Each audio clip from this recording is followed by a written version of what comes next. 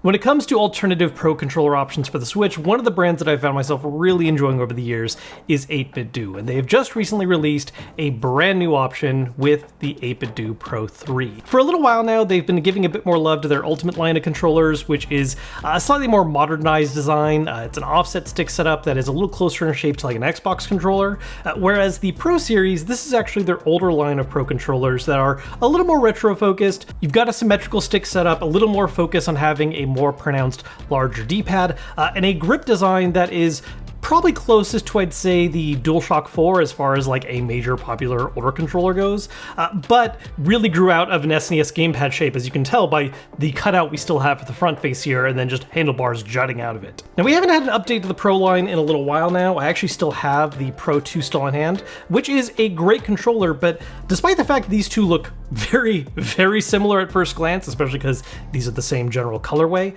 there are actually quite a number of big changes and updates to this controller worth talking about.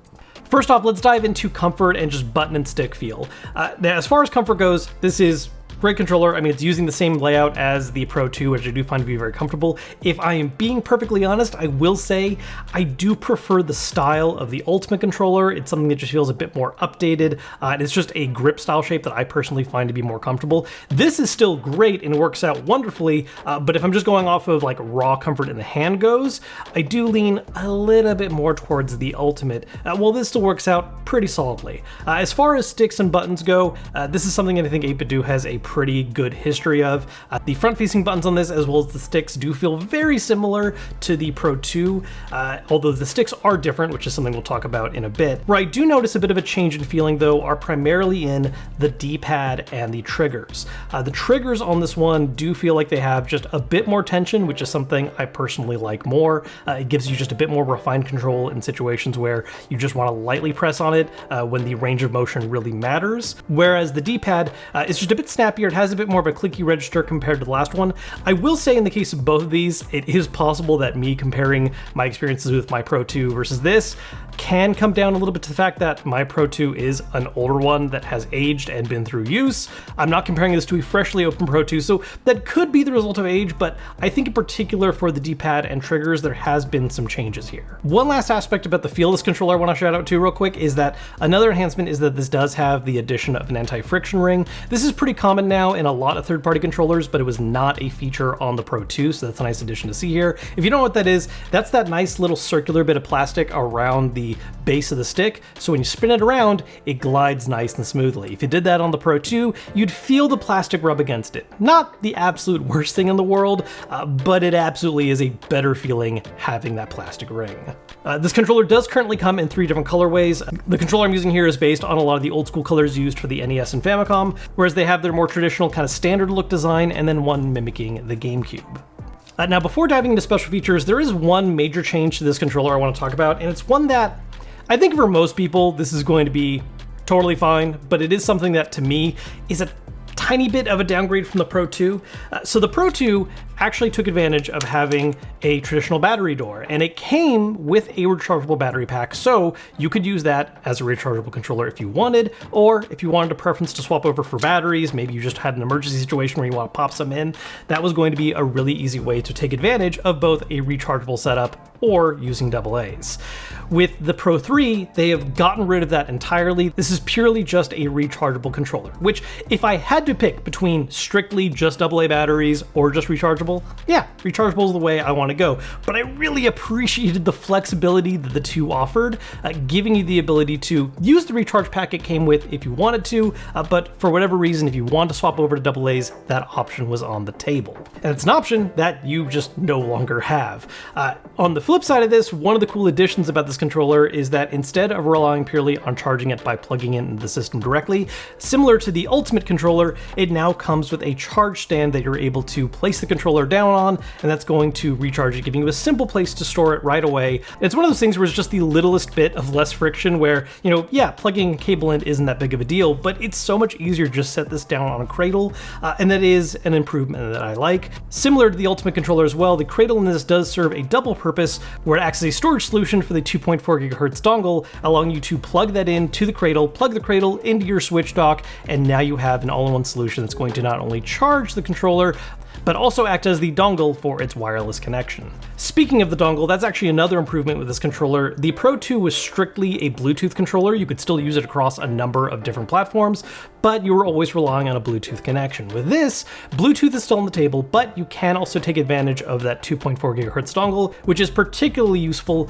when used with the Switch. Now, as for some other feature style upgrades and changes on this compared to the Pro 2, quite a few. I think one of the most noticeable ones right away is that you now have an additional pair of remappable buttons on the top of the controller that have a mouse click style feel to them.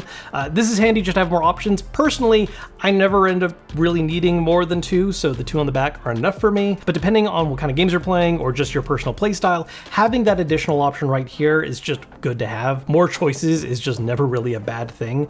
And also up top here with the triggers, you now have the option to swap between two different modes. You can either do the traditional full pull, or you can activate an instant click mode.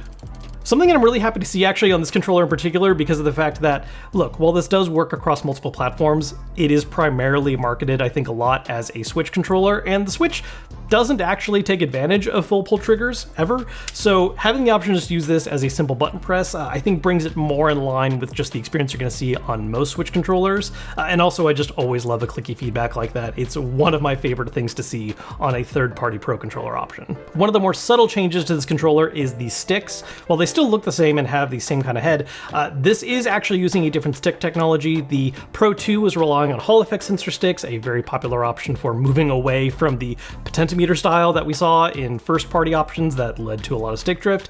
This controller is now relying on TMR sticks, which is basically the new direction that a lot of third-party companies are going towards. It offers a lot of the same benefits as Hall effect, but one of the biggest things worth noting is that it does offer a bit more precision in comparison.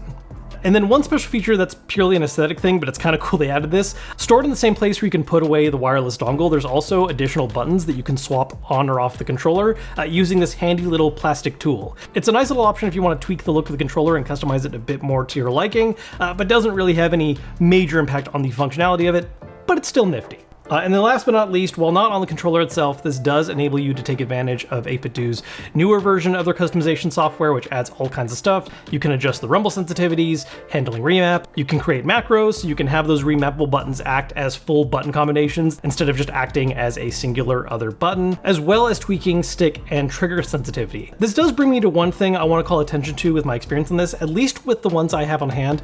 The triggers on them seem to be quite sensitive. Going through the software itself, it never really reads any degree outside of basically the first 20% of movement and then just jumps all the way to 100. There's not a ton of games where this is a big issue, especially again in the Switch where it doesn't really rely on that full pull motion, but it is something that I think is really important to point out, especially if you want to use this on some of the other supported platforms like PC, where that range of motion is more important. Hopefully this is just the kind of issue that can be fixed with firmware down the line, or potentially I just got one controller with a weird issue, but it is something I wanted to make sure I brought attention to. And then one other little negative I want to bring up real quick that isn't really 8bitdo's fault, but it is something that I want people to be aware of. This cannot wake up the Switch 2. It can wake up the regular Switch, but the Switch 2 changed how it communicates with the controller for wake up. Which is why you can use a Switch 2 Pro controller to wake it up, but not a Switch 1 Pro controller. Same situation here. Fully functional on Switch 2, no problems whatsoever, except for the fact that you just can't wake the system up with it. You're gonna have to rely on using either a different controller or just walking up and pressing the power button. All in all, this is a fantastic controller. I will say, kind of echoing one of the points I brought up at the start of the video, personally, I do lean a little bit more towards using the Ultimate. I don't see this replacing the Ultimate Pro controller for me, which is made by the same folks. But a large reason for that is, again, I just have a preference for offset sticks and that style of grip. If you're a fan of symmetrical sticks, or you want something with a bit more retro design, you want something that's placing a larger emphasis on the D-pad, this is going to be a stronger option. I think the Ultimate is something that makes more sense for a lot of modern games, but for retro stuff, and again, especially if you like having those sticks at the same level, this is going to be a more fitting option for you that is now caught up to the times with a whole lot of enhancements that were not present in its previous version. So those are my thoughts on the 8bitdo Pro 3. I do have links posted down below in the description if you are interested in grabbing one of these for yourself. As always, if you enjoyed the video, hit the thumbs up button to let me know, subscribe if you haven't yet, and I'll see you all later.